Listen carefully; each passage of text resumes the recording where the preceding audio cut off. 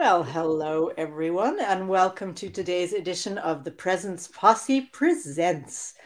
And I have Jan Hart with me today. I'm Miriam Siegel, or actually, I should just say we are Jan Hart and Miriam Siegel of the Presence Posse. Yes, we are. And first of all, before we do anything else, I would like to wish all our North American Posse members and friends a happy Labor Day, and hopefully you were out doing something wonderful and not laborious. Yeah, me too. I'd like to wish all my friends and family in the US a happy Labor Day. Don't labor too much. Yeah, exactly. Enjoy the fun. Yeah. No labor today. Let's No see. labor. Somebody's in the comments saying Happy Labor Day, yes, but it says Facebook user, so I have no idea who it is. Oh dear. I actually went into labor with my second son on Labor Day. Oh wow. Yeah. And was he laborious? Yes. Oh my. He wasn't born on Labor Day. I would put it to you that way. Oh my. Oh my. Yeah. It can take a while. Bouncing 10-pound baby boy. Holy Moses. Yeah. Depends which one of you had the most labor. I'm thinking you. It was a long time ago now, so it's all good. Oh, heavens. Well, today's topic is presence and expectations. And I'm guessing that some people might have had expectations for Labor Day. They're not here to tell about it, so it'll just be you and me. Presence and expectations. And one of the things Presence Posse member Danielle McMahon likes to say is unspoken expectations are premeditated resentments. Unspoken expectations are premeditated resentments. So I thought we could start with that. Yeah. What does that mean to you when you hear that? The first thing that comes to mind is people in relationship with each other. Not any particular kind of relationship, but, you know, anybody in relationship that has unspoken expectations of the other party or parties. And that's fine. I mean, there's nothing wrong with expectations in and of themselves. But when we attach our happiness, our well-being, our state of mind to those expectations being met, that's when it gets tricky. And if the expectations are unspoken and the other person isn't a mind reader, which they're likely not, then if those expectations aren't met, the other person has no idea that they even exist, never mind that they're not met. And the other person starts having negative feelings about the other person not meeting their expectations. And I think probably judgment comes ahead of the resentment. Maybe resentment might be the final destination, but I think it's a cumulative journey to get there. I think, first of all, there's disappointment. You know, lack of understanding about why expectations aren't being met. And then it can be a judgment, and then we can equate the unmet expectation equals who the other person is. You know, suddenly that's their whole identity, is that they can't meet your expectations. So it builds and it snowballs the longer the expectation is not met.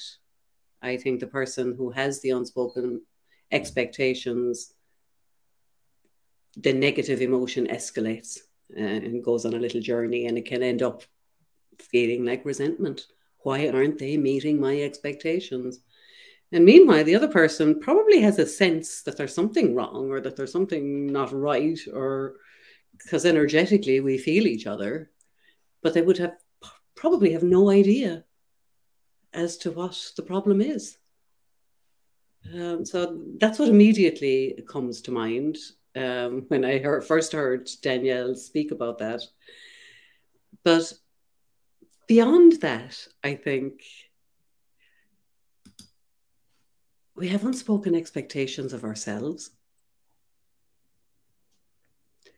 And sometimes we might not even be aware of them. They may be unconscious as well as unspoken. or we may have such deep patterns within us that, you know, we can go from 0 to 100 or react to something in any certain way because it's a pattern that's been repeated. So it's our default response. And I think that's the beauty of presence, is because when we're tuned in to the totality of our energy field, then we will feel it and we will know it and we will recognize it. And I don't know for how it works exactly, but for me, it was a case of noticing that the patterns even existed, then noticing it after I would show up in a certain way, making a judgment, feeling resentment, whatever. And I got to a point where I could see it coming. I could feel it coming.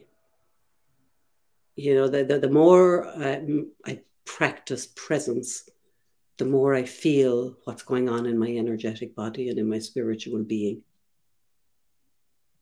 And I think when we put that together with a little self-inquiry,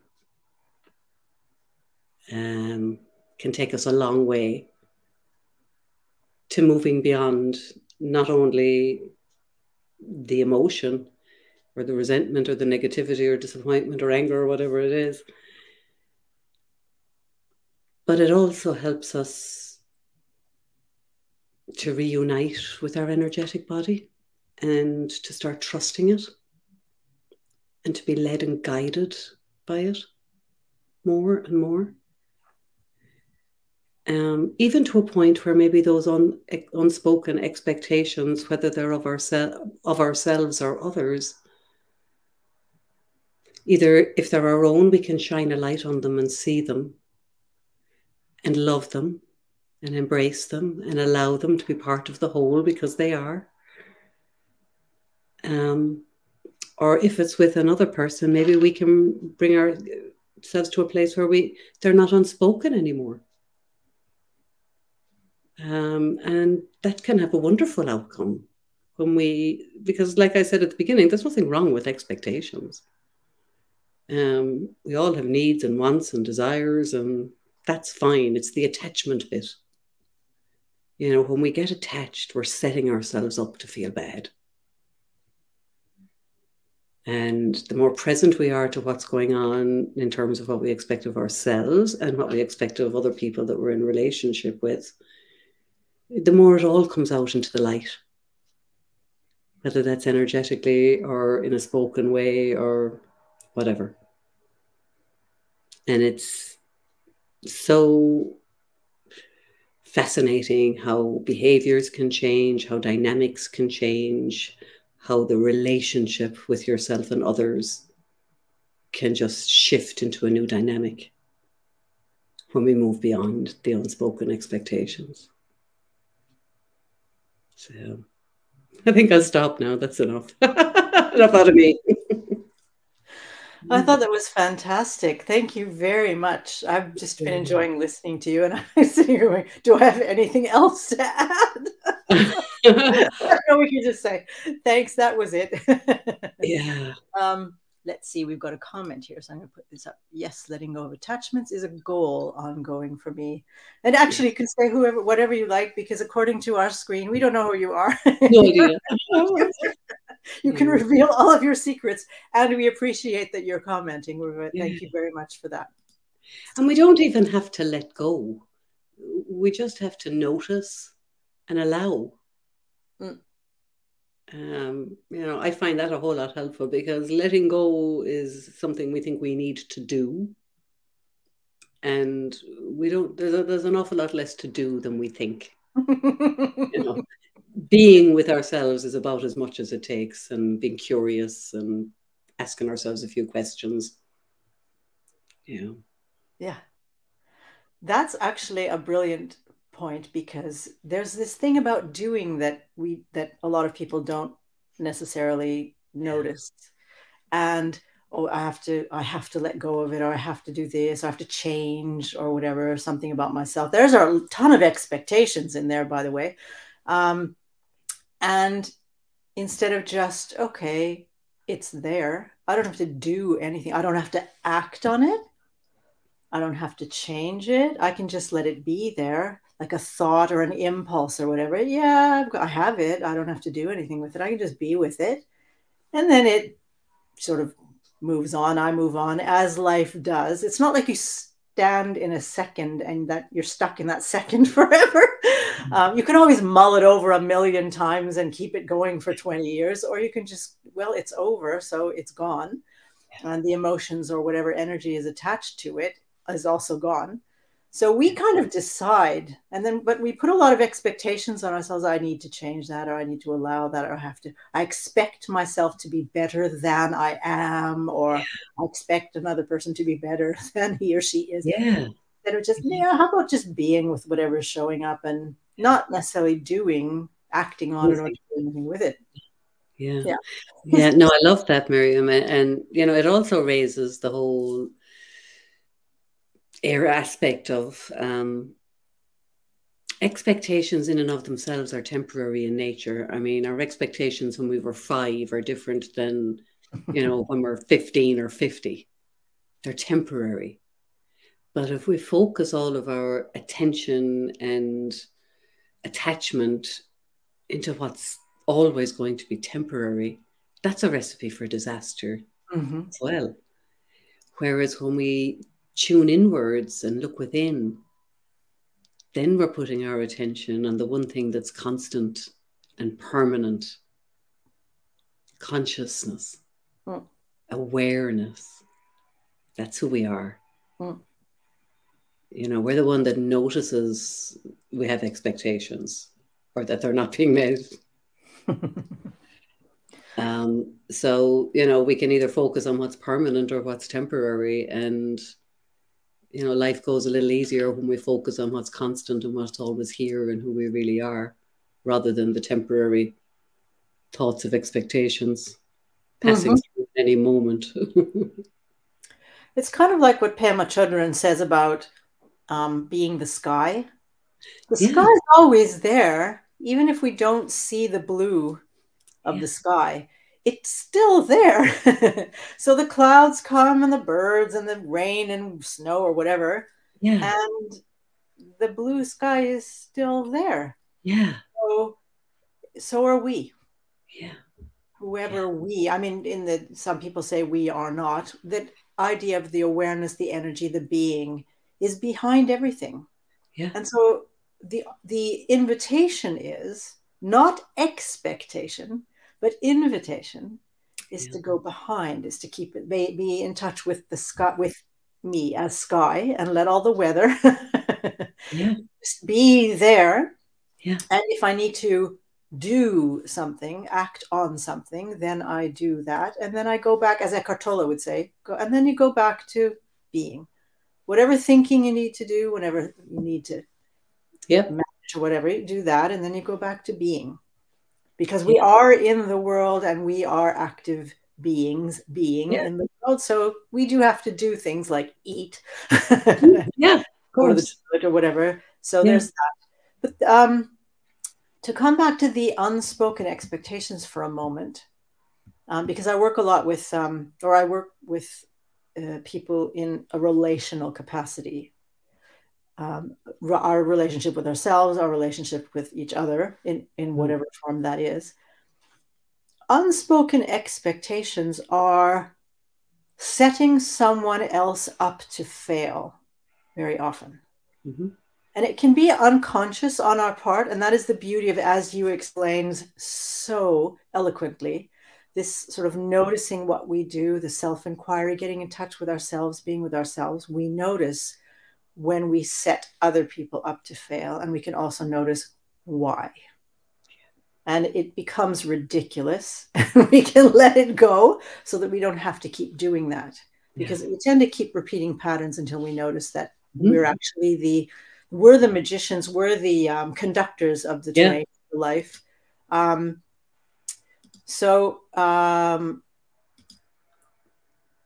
if I have, and sometimes the interesting thing is, I mean, we talk about unspoken, or Danielle suggests unspoken expectations are premeditated resentments. We can start with a resentment. And so we have unspoken expectations connected to that resentment, which is why we set people up to fail. Mm-hmm. And then when they fail, we can say that, aha, I knew it. I knew you were like that. And then we feed our resentment and we keep the whole cycle going, never taking responsibility, in the worst case anyway, never taking responsibility for the fact that we're doing all of that. Yeah. This other person can be completely different. We're setting them up to be, we think, oh, you don't love me. If you loved me, you would do this, but I'm not going to tell you that. I'm going to expect that you should know that, because if you loved me, you would know that. Yeah. And how in heaven's name, I mean, and I think we see a lot of Hollywood films and there's all of that magic. And, you know, she comes home from a long day at work and he spread petals, rose petals all over the place and the candles are lit and the dinner. Yeah. Because, you know, he just knew that that's what she wanted. I mean, in a Hollywood film where it's scripted, yeah. And there are a lot of people who don't want relationships where they have to tell the other person what they want, because they think it loses some of the romance. And my experience is it adds a romantic dimension to tell another person what I want and not just expect that they should know. If I expect that they should know, I'm setting myself up for disappointment potentially and them for failure, as I mentioned earlier. It is so unfair. It's irresponsible and, dare I say, potentially immature. Potentially only. Well, I don't want to accuse anybody of anything. I mean, we don't necessarily know. Whoops. No, and everybody is doing the best they can given their understanding. Yeah, that's kind of like, we don't necessarily know 100%. I mean, I can't know. It depends on the person and the situation, but so potentially immature, yeah. It could be just mindlessness. Yeah. But in a way that it depends, mindlessness can be potentially immature. The idea of being present. And again, I don't want to create any kind of expectation or judgment or anything like that. And I want to open for the possibility that learning to be more present, practicing presence, is an opening for more maturity and more responsibility and more freedom, because with maturity and responsibility come freedom. It doesn't sound like it necessarily when we talk about responsibility. It could sound like, oh, there's more burden and more pain and more discomfort and more whatever.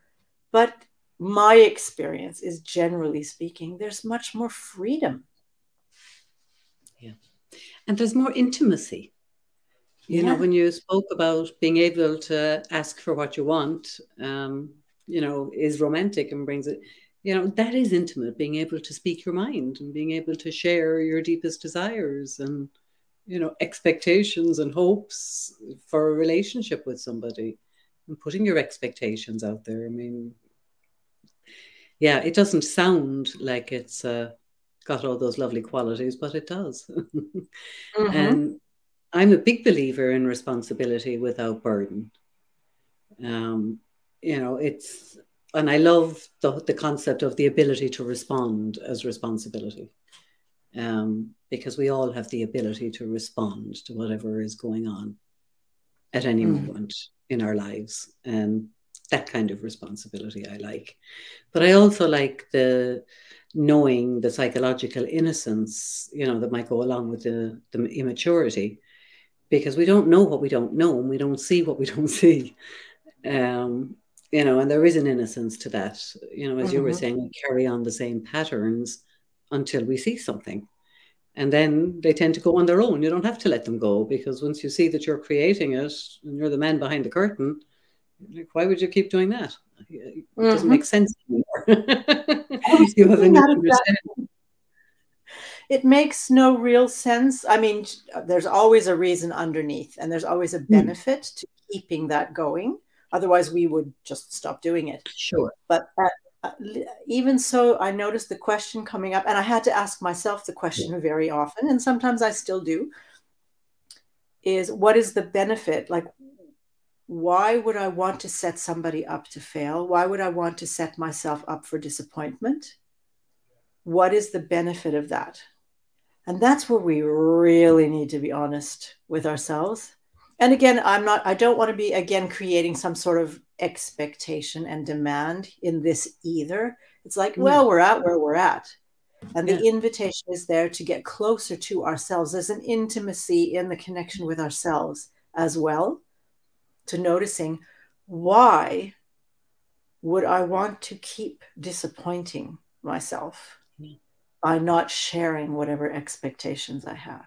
And there are a lot of, I mean, just so that you know, I mean, generally speaking for everyone, there are a lot of unspoken expectations in a relationship. I mean, we may not be aware of, and we think no matter how, I mean, we're very in contact with ourselves and we think we're present and all of that. And still we have these sort of unconscious rules in our relationship. It's like, he should be doing that, or she should be doing that, or should be treating me in a certain way. And not realizing that our relationship is built on some of that. And even with myself, I should be eating better. I should be doing all of this. I have expectations where I should know better, which we've probably been told 100 million times since we were kids. You should have known better.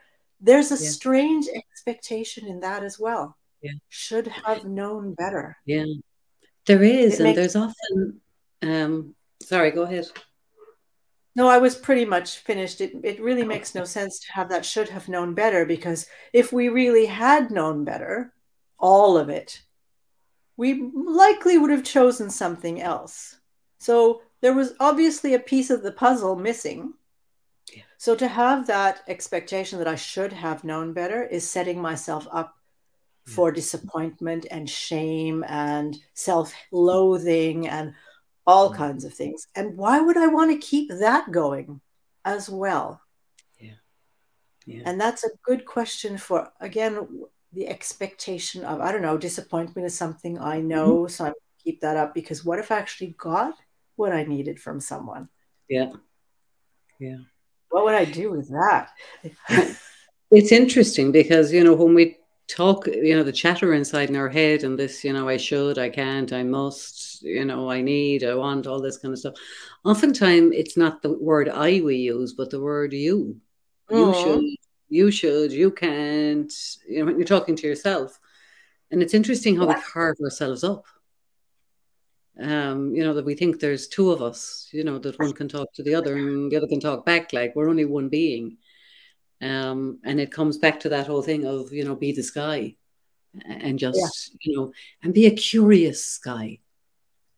You know, you don't have to, you know, the sky doesn't have to let storms go. They pass through. You know, and we don't have to do any of that either. All we have to do is be present and curious and notice what's going on and notice what arises when we are curious. You know, listening to you talk about people in relationship and, you know, having all these expectations, and, you know, it can lead to a lot of trouble in relationships, and not just personal relationships. I mean, I spend a lot of time working in the conflict space, you know, where people are having conflict with each other. And, you know, I have come across people in my career, you know, over a period of time. And I don't mean to generalize in this at all, but I have met people whom I would leave them saying they're a grievance looking for a cause. That their whole way of being in the world is to look for what's not right, what expectations aren't being met, what standards aren't being kept, what regulations aren't being followed. You know, it's always looking for what's not right and what's not being met that should be met, and what's not going on that should be going on. And that in itself is a pattern in some people, and a very debilitating pattern. It sounds Because exhausting, it's actually. exhausting, and it also keeps people in a victim mode because the Absolutely. world isn't meeting their expectations, and everywhere they look, it's the same thing because that's a paradigm. You know, that's the glasses that they wear. That's how they see the world.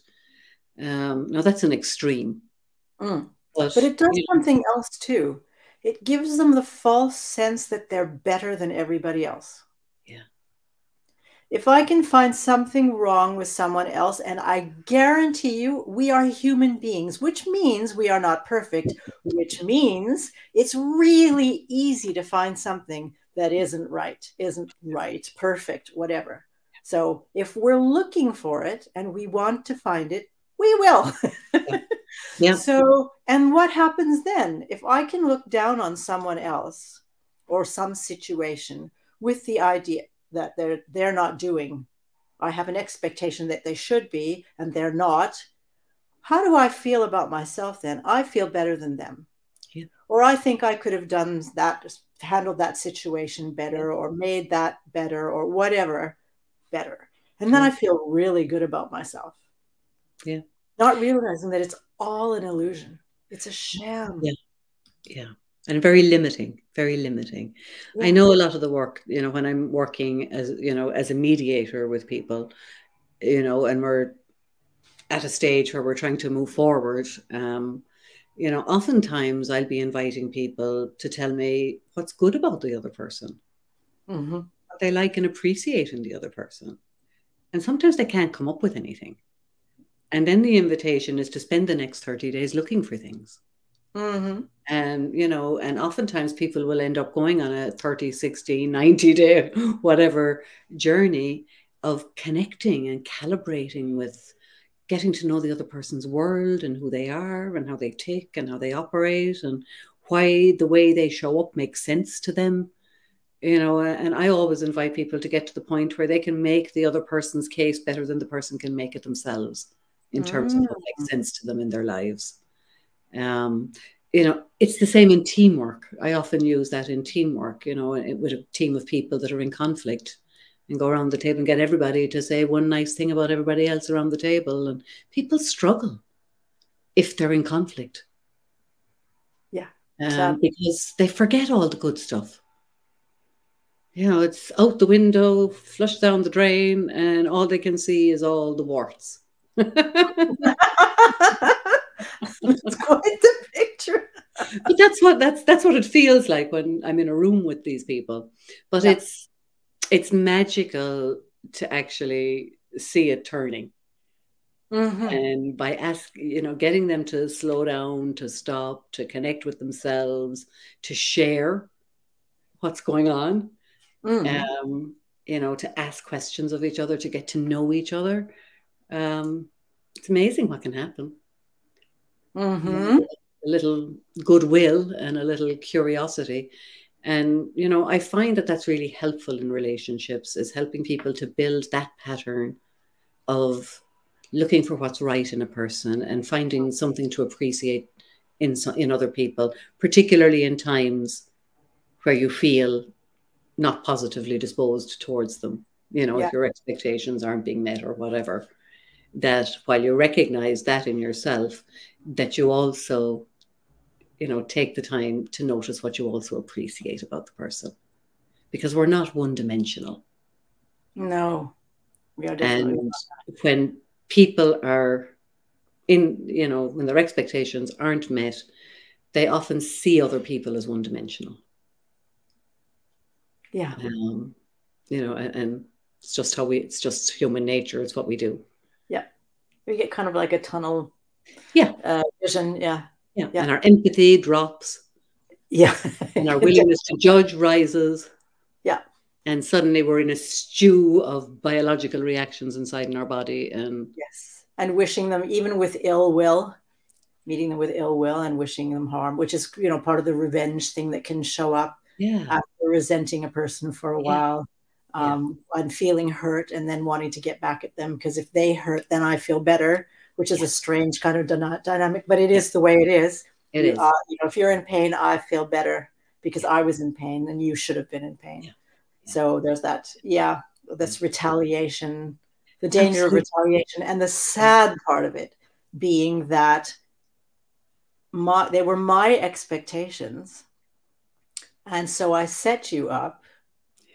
And if I never admit that I feel hurt because of my own expectations, which can be really hard to admit sometimes, that, oh, I set myself up for disaster. I did that. I did that. And I hated you for it, or I resented you for it, but it was actually me. Then, we retaliate, trying to hurt someone or make them feel bad or whatever, or hope maybe wishing something bad would happen to them, which, I mean, people do, because of something we ourselves did. They ourselves did. An expectation that is completely unnecessary. So then everybody ends up in pain and nobody can see past the pain. Yeah. And something else happens, I think, when we feel that way and we show up in pain, we often turn away from that person and towards other people that we're in relationship with. Mm-hmm. And we show up in pain and we tell our story, and other people hear what we have to say and they feel bad for us too. And they feel sorry for us and they buy into the story, and it can be very divisive. Yes. And while people come with open hearts and want to be supportive, it can actually be damaging. Mm-hmm. Yes, because they're feeding the victim role, and the feeling of the other person is like, oh, look, all the attention I'm getting and all the love I'm getting because I'm actually being nasty to that other person or those other people. So I'm getting rewarded for having expectations, unmet expectations, and being nasty. And that is just not a healthy way of relating. So, yeah. No, but if you have unspoken expectations, it's very easy to fall into that pattern. Absolutely. And again, unconsciously being in the world, unconsciously being in those kind of relationships, not noticing again that we are the conductor of the orchestra. Yeah. We're staging the whole thing, and we've got this private little personal manuscript in our head going, and we're directing the whole play. Yeah. And speaking of play, and back to what you were talking about, sort of being able to see something positive in other people, one of the approaches I use in my sessions is psychodrama. Mm. And people can think a lot of things about psychodrama, and that doesn't bother me. But one of the beautiful things about it is a technique called role reversal. Mm. And we basically switch roles with a person. So if I have somebody who I think is treating me badly, I can switch roles with that person, and then play out that person, say what the other person has said, and move and act the way the other person is. And I get a sense of, most of the time when I'm in a role reversal, I'll speak from my own experience, I get a very clear sense of what's going on with the other person and why they're acting the way they are, and why they're saying the things they say, why they react the way they do. And then when I switch back to myself, I have a different conversation with that role. I have a completely different insight. Mm-hmm. And the next time I actually meet the person or people, I have a different way of relating to them, and they will notice. Yeah. Something happens energetically. Again, I can be with them in a different way, because as you mentioned, when the anger is there and the resentment is there, we tend to see in tunnel vision. We can't really see the whole person. No. So role reversal affords us the opportunity to open up both to ourselves and to the other person's point of view, and can help solve whatever is going on there. Yep. And again, it can be uncomfortable because I might see myself in a not so positive light. And the beautiful thing about the curiosity is there's no judgment in it. When we gain curiosity and practice curiosity, we lose the judgment. We understand that we're human. Yeah. And they're human. And then we relate to ourselves, each other from our humanness. Yeah. And our openness. And it becomes a dialogue instead of a conflict and a competition. Yeah. Yeah. Yeah. Or at least it can. Yeah. And I think we may have spoken about this another night about, the difference between a conversation and a debate. Yeah. You know, and when somebody has those unmet expectations, they're right and the other person is wrong. Yeah. So they're adversaries. And they're not listening. If I'm right, I don't have to listen to you or consider, because No. there's one thing about listening, but it's also considering what the other person is saying and mulling it over and maybe giving it a chance. It doesn't happen because I'm No. right. Yeah. No, exactly. So there is no conversation. Nope. Is what happens. I'm locked in mine and you're locked in yours. And there we are. And why are we even trying to talk? Because It's an impasse. we're not willing to move. Yeah. Nothing's happening. Yeah. Yeah. Yeah. And then we just, if I'm right, then I'm just confirming to myself that I'm right all the time. All the time. Problem is, I'm having a conversation with myself. Yes. If I think I'm right, I'm not having a conversation with anybody else unless, you know, and if there are other people involved and they agree with me, then I'm just using them to feed my own sense of, yeah, I'm right and I'm great and I'm wonderful. I'm still not having a conversation with anybody else, and not really with the ones that agree with me either. That's not a conversation. That's not just at all. being on each other. Yeah. So, and again, I can set myself up if I have expectations that my friends or colleagues or whoever should agree with me. Yeah. What happens when somebody says, I don't agree, when I expect that they should? Do I feel betrayed then? And I go into my victim and everything's horrible. And then I have to hate that person for a while or whatever, or resent because they should have supported me. Well, they're allowed their own opinion, aren't they? Yeah. So, well, I think, you know, we're probably seeing the extreme of that playing out in North America at the moment with the blues and the reds. You know, there was a time when it was okay to have a difference of opinion and to disagree with somebody, and you could still be friends. You know, you were still a good person.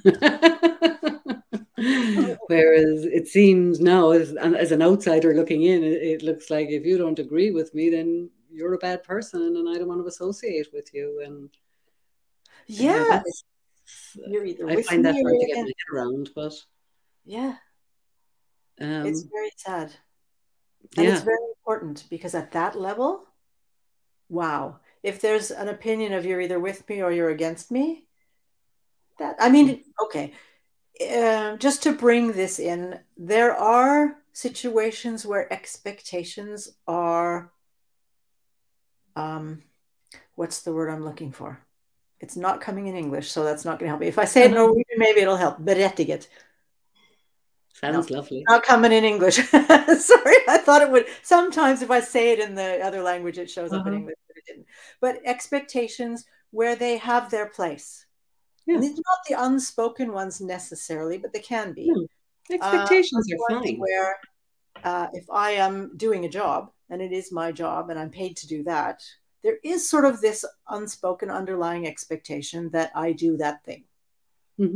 Or if I've made a promise, there is kind of a natural expectation that I live up to my promise. Yeah. Or you've agreed to do something. Yes. However, there can be situations where something happens that gets in the way of that. So on the receiving end of a promise, on the receiving end of my being with somebody who is paid to do a job, in my experience, I benefit by being open to the possibility that things might not go according to plan, and that I can deal with it. And I like to add that because a lot of times people will react in anger. You're not doing what you're supposed to be doing. Do your job. And sometimes it's do your effing job and all of that. And then I'm again building myself up to be better than you. Or you didn't keep your promise. And sometimes, I mean, I've stood at the airport waiting for my boyfriend to show up, and they're closing the gate and he's still not there. And the plane is going to leave without us. And that can be a very uncomfortable situation to be in. So there is an aspect of having made a promise that is a responsibility, But as on the receiving end of that is, I have learned that I still need a certain amount of flexibility often because we're human. And also to myself, because I can have the best of intentions in my job, in my relationships, and something still doesn't work. And then I need to be with that because I need to see if there's any underlying,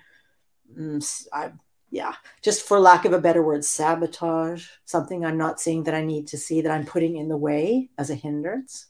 But if it's not, I mean, life happens sometimes. Yeah, the sky's always there, but yeah, there are storms and the trees do fall over. But we're still human and life is messy. So again, with regard to other people, it's appropriate to have certain expectations to a certain degree, as well as to myself. It's appropriate to have certain expectations to myself as well. And also give myself a break and give other people a break sometimes. Just, okay, yeah. And and then we can talk and forgive each other and ourselves and go into enter into dialogue and figure it out in the best circumstances. Well, you know what, Miriam, in the world of work, it's common for people to say we must have a plan, but when the time comes, the plan goes out the window because whatever is happening in the moment, we'll have all these plans and contingencies, but we'll just have to deal with whatever we face. But somehow in relationships, doesn't look quite the same. You know, wouldn't it be wonderful if we could have all these expectations and they could all be spoken? But, you know, in life, sometimes they get met and sometimes they don't.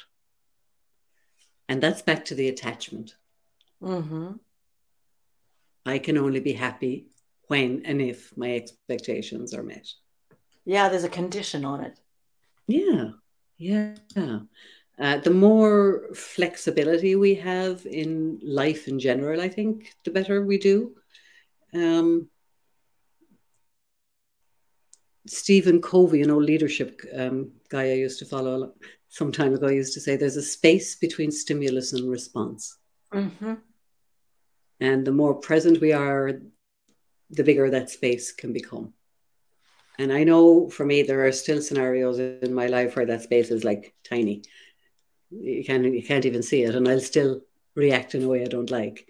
But there are lots of places where I do have space now to make a choice, and I do see things differently than I used to.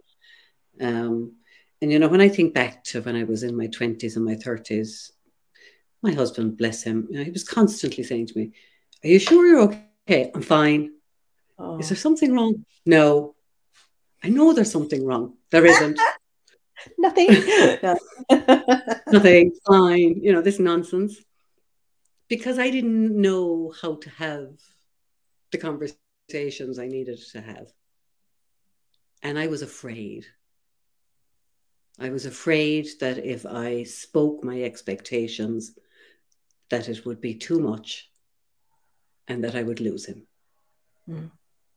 Or I'd be a diva or something undesirable if I spoke expectations.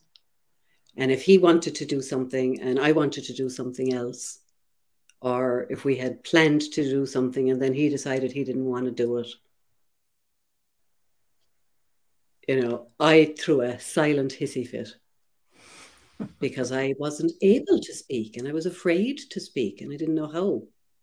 And that poor guy was left scratching his head knowing there was something wrong, but no matter how many ways or times he would ask me, he got nothing.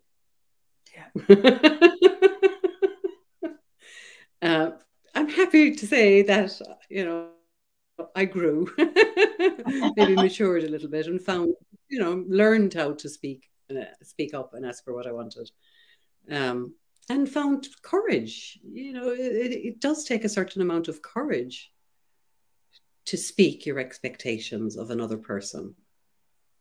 You know, because on some level, who am I to expect anything of anybody else or me?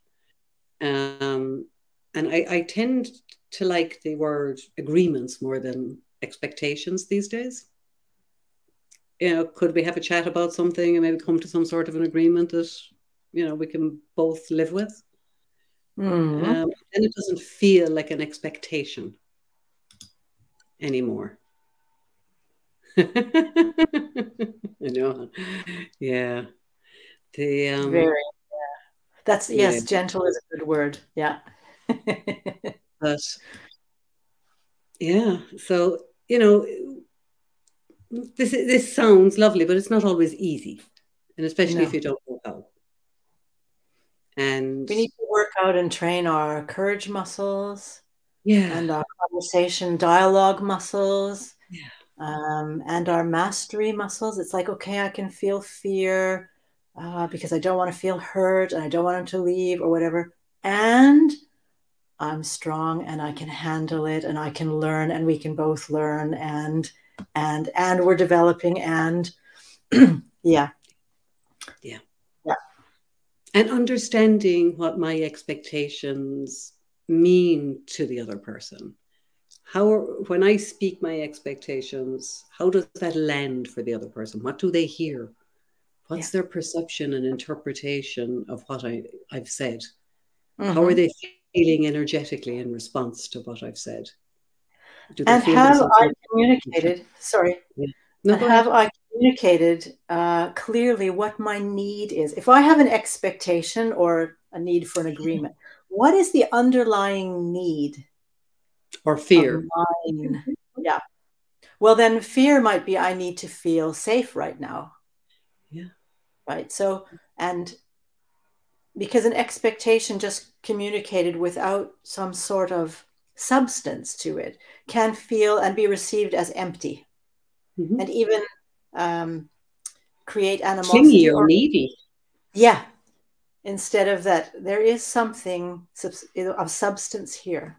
And there's a reason for my having this thought or expectation or whatever. And I need to discuss Yeah. that, or we need to meet about this or whatever, however you want to word it. And again, training that courage muscle and the intimacy muscle and all of these muscles that we train. If you have a willing partner, and that willing partner can be yourself. If you have a willing partner, then there's somebody who comes to meet you instead of goes to fight you. Yeah. So, what energy am I bringing? If I'm bringing a perpetrator energy and I'm already on the attack or the evasive because I'm expecting a negative result, again, if Forget I'm that. Yeah. expecting to not be heard or expecting not to be met or whatever, then I can set that up in my wording, in my energy, in whatever, in my fear. If I can own that, take responsibility for that, I have that expectation, oh, I'm expecting you to be angry, then Yeah. I bring something else to the dialogue, to the dynamic, and the other person is welcomed into a dialogue and a communication instead of, Yeah. okay, what just happened? And I'm being attacked before I've even heard what's going Yeah. on. Yeah. So, but Yeah. also knowing the other person. I mean, sometimes it comes out that way. Yeah. Some things just happen really fast. And having another person who knows that things can just bleh, and they Yeah. come out wrong. And being open to, okay, that came out wrong. Something's going on. What's going on with you? And then, as you say, the response is nothing. Or if you've worked on it, well, oh, Yeah. sorry, that was a bit harsh. Maybe let's roll that back and I'll try it again Yeah. or whatever. So Yeah. there's an element of forgiveness in there Yeah. that I like to bring. Something I learned from a guy called Jamie Smart. He talks about telling on yourself. That when you do blurt something out or say it the wrong way or it comes out, tell on yourself. Say, oh God, that's just me, doing whatever, or, having this reaction, or that's my fear coming out, or that's my egoic response, and whatever it is. But it lightens the energy. Of And you course. take ownership. And it lets the other person off the hook. Yeah, it takes the onus off the other. It's like if I've, Yeah, something, this is mine. it is me. I did it. I can sometimes go, oh, good heavens. Yeah. Yeah. Or I had somebody, a friend of mine, many, many, many years ago, all of a sudden she just went, And she slapped herself so hard that the entire room heard it. And it sounded like it really hurt because she had said something she hadn't intended to say in that particular way. I mean, sometimes we're tired or we put two sentences together because we're little, it's coming out too fast. It just doesn't come out the way you intended. And then it's just like, okay, whoops, I really didn't mean it. That was not the way I intended to say it. Sorry. Sorry. And sorry is a great word. Yeah. Great. I mean, it might feel really uncomfortable to say it. And sometimes that's exactly when you need to say it. If it feels uncomfortable, it's like, I'm not willing to own that. Yeah, that's probably when I need to own that. Sorry. Yeah. Sorry. That was me. We just have a few minutes left in the talk. So I'm just going to, for the people who are watching, if this resonates, what we've been talking about resonates with you, please feel free to let us know. And if there's something you feel we haven't touched on yet about expectations, please comment, ask us a question in the last few minutes. We'd be happy to hear from you. And for those of you who may be watching the replay, please also feel free to mention something if we haven't mentioned it, or if you'd like to hear more of it, or if you have a question.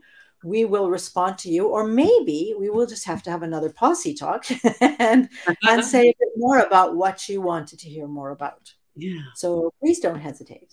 Yeah. Sorry, Jan, go ahead. It's been Rosalie making some comments. I just see it here on my phone. I just brought it up.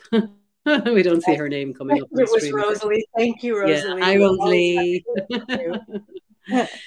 You know, I just thinking there as you're speaking, these unspoken expectations, I just mentioned there a few minutes ago about the ego, and maybe this is for night, but expectations can come from the ego or they can come from your true nature. And they're different. The expectations that are coming from our true nature,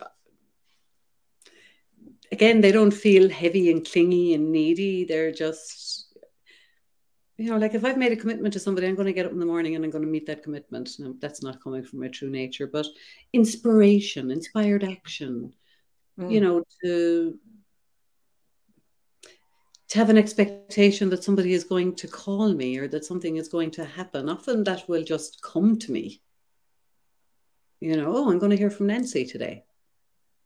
You know, and I know I'm going to hear from Nancy. It's a different kind of expectation. But the expectations that come from our ego can have a very different flavor, and they're often the expectations that come from fear and neediness rather than authentic expectations. And it's very late in the show to open that up, but it might be a topic for another evening. Like Eckhart talks about the pain body a lot, and I think a lot of the expectations that come from the ego are attached to what he describes as the pain body. Whereas our authentic expectations that arise naturally within us, they don't have that feeling to them. I'm going to just postulate something when it comes to ego. And I agree with you. This, when we get into ego, it's often an opportunity to have another talk and bring up more aspects of this. Ego will often be, for people who don't have a lot of experience being in touch with ego, and again, that's another muscle to train and to practice. If I'm trying to make myself feel better because of some idea of guilt or low self-worth or shame or hurt or something like that, that's probably ego.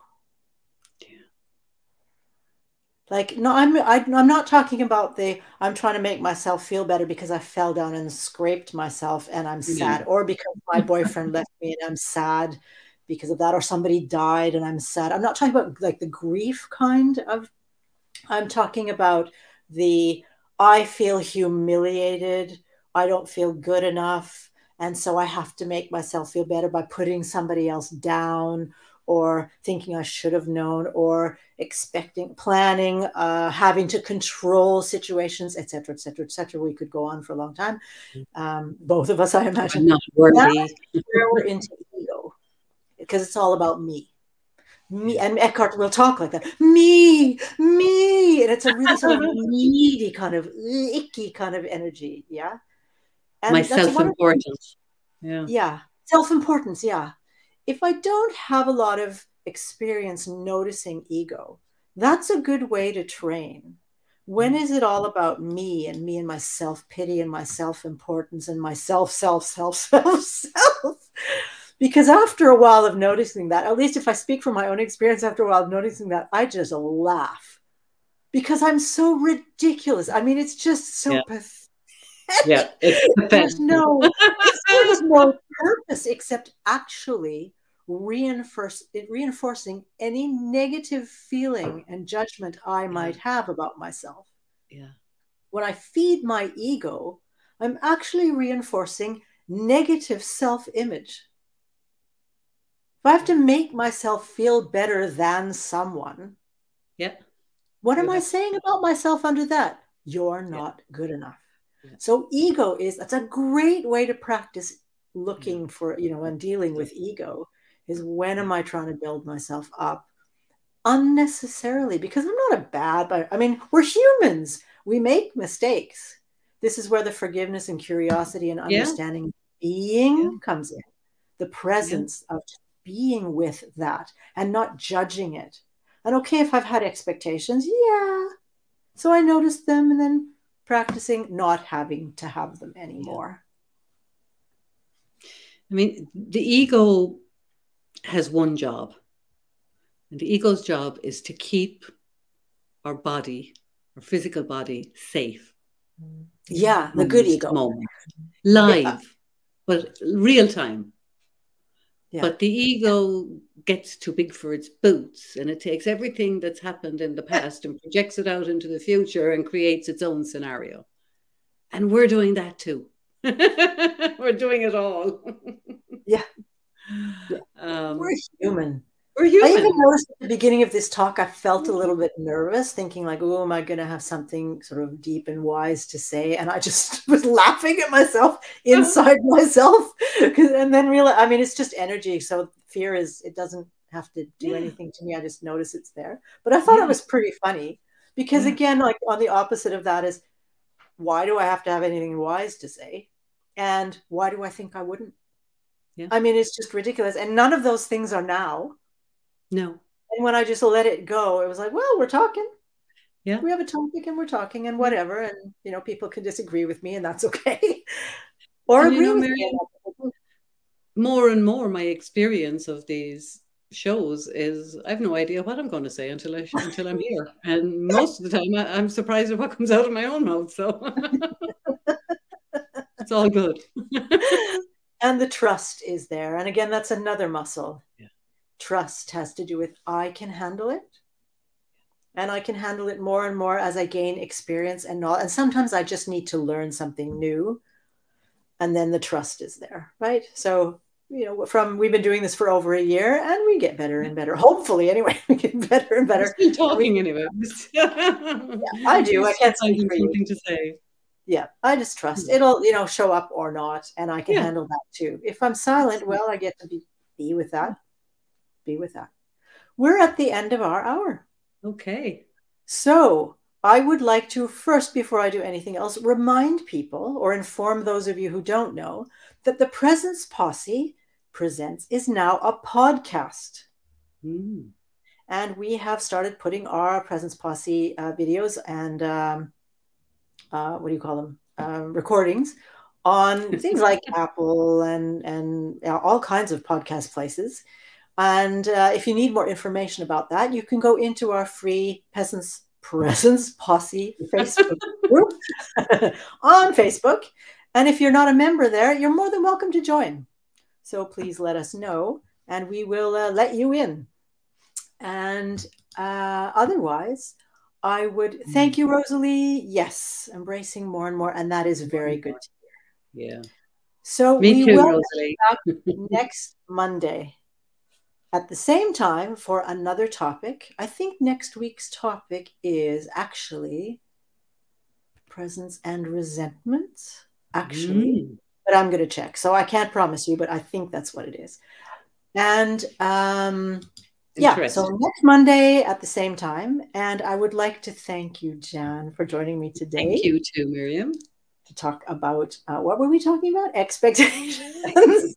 Who knows? And thank you to all of you who are watching and commenting, and those of you afterwards who watch and comment. We welcome, as always, your questions, and we look forward to seeing you again next week.